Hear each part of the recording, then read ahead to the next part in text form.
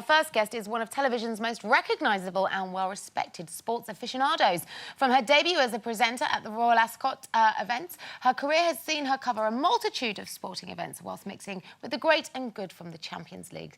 And she's strapping on her chaps this weekend because she's going to be cantering all the way to the Derby. Here to tell more, please welcome Clare Balding.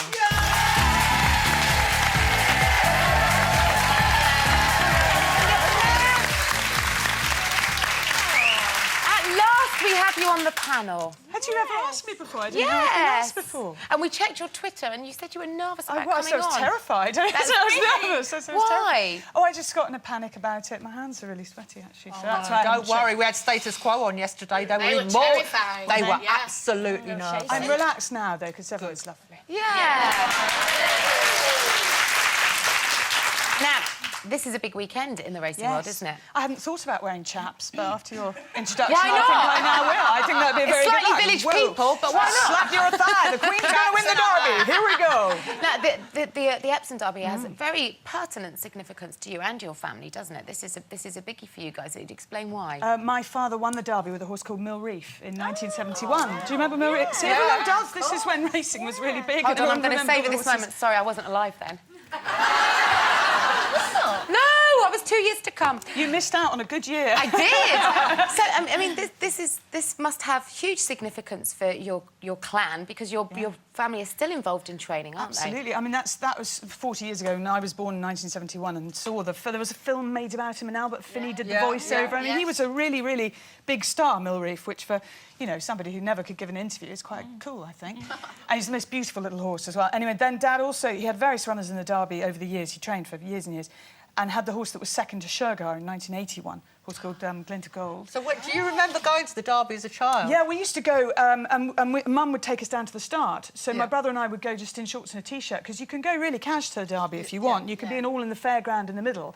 And then when I first went dressed up, I should think that was about 1990, 1991, something like that. And then I was working on it for radio from 94 and then for telly from about 2000.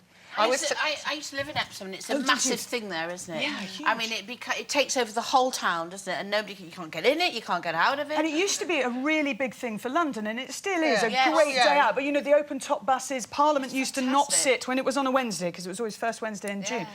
Parliament wouldn't sit for that Wednesday because everybody would go to the Derby, and it still is a great event. And I think the interest this year, because the Queen owns the favourite, is suddenly we're getting back to something that everyone's done. Well, that's why why you asked me on. It's so exciting. It is exciting, and the Queen is due a win because the royal family have been, how many decades has it been since they had the last reigning monarch to win the Derby was Edward VII in 1909. No. But this morning I heard on the radio that the Queen's horse has got an ankle injury. Janet, well done. I'm impressed. Yes, fetlock of his near foreleg, which you know exactly where that is, don't you? Yes, I do. Front left leg. I go racing, Claire, but I always lose 85 quid. And this horse was a 85, exactly. Always the same amount. Always 85, Does that mean he's out?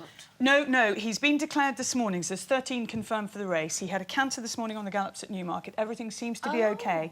They'll check him over this evening in the stables. And basically, when Michael Stout, who's his trainer, when he runs his hand down his leg, what they're looking for is for it to feel ice cold. If there's any heat in there, then we've got problems.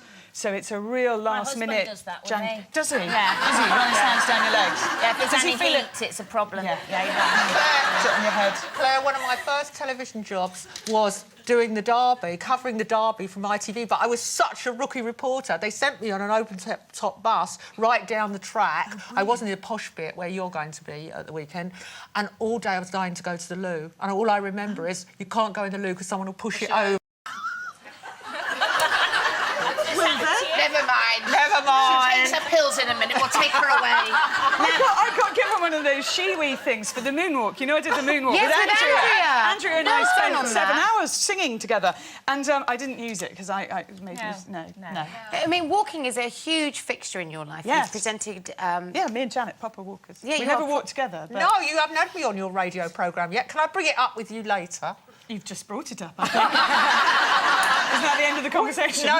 When did you start walking? I started 12 years ago. We started that programme, and we do. It's called Ramblings on Radio 4. And we do 3 series a year. It's a fabulous programme. And there's one on actually this afternoon. There's one on this afternoon.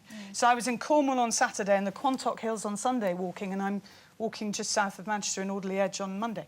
How many miles do you do in one Oh, walk? am I? Shall I I'm come not and say walking hello? with you. No? No. You don't want to? I'll feel for a cup She of works tea. on a Monday. Yeah. You can feel my legs Feel after. your legs if you're hot. Yeah. How many miles would you cover in a walk? When we're doing ramblings, we tend to walk sort of 7 or 8 miles. So, See, can you do that? yeah, of course she can. Of course I can. I've climbed Kilimanjaro. She can do anything. The moonwalk, though, was 26 miles. Which That is is a long walk. So let me ask, after the derby, Yes. what's the next big sporting event you're going to be covering?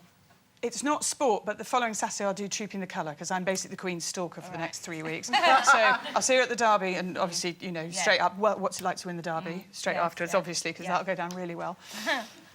Then Trooping the Colour the following Saturday, then Royal Ascot. So You have 5 a lot days of hats. and You're then, gonna- and then Wimbledon, straight after that. Claire, are you going to wear a hat for any of this? I'll wear a hat for the Derby. I'm going to go off after this and go and try one on. And then I'll wear hats for Royal Ascot, yes. Look, hats since the royal wedding are very much, you know, you could make a hat error. I don't want to make you even more nervous than you are. Thanks. You could make a little hat error. Just avoid the ones that are like Thanks. crisps, you know? Yes, I did once. I wore a Philip Tracy, and he's very. I have worn He's a a few Philip fabulous Tracy. He is a designer. great milliner, but I wore one once, and it looked like a satellite dish. And Hugh Edwards, I was working with the following week, and he said, "Can you get Channel 5 on that?" It just looked like I had an aerial sticking out my Clare, head. thank you for coming on. Please come back and visit us again. I'd love You're to. one of the great female broadcasters, and it's lovely to have you here today. Thank you so much, Clare Bolden. Thank you very much.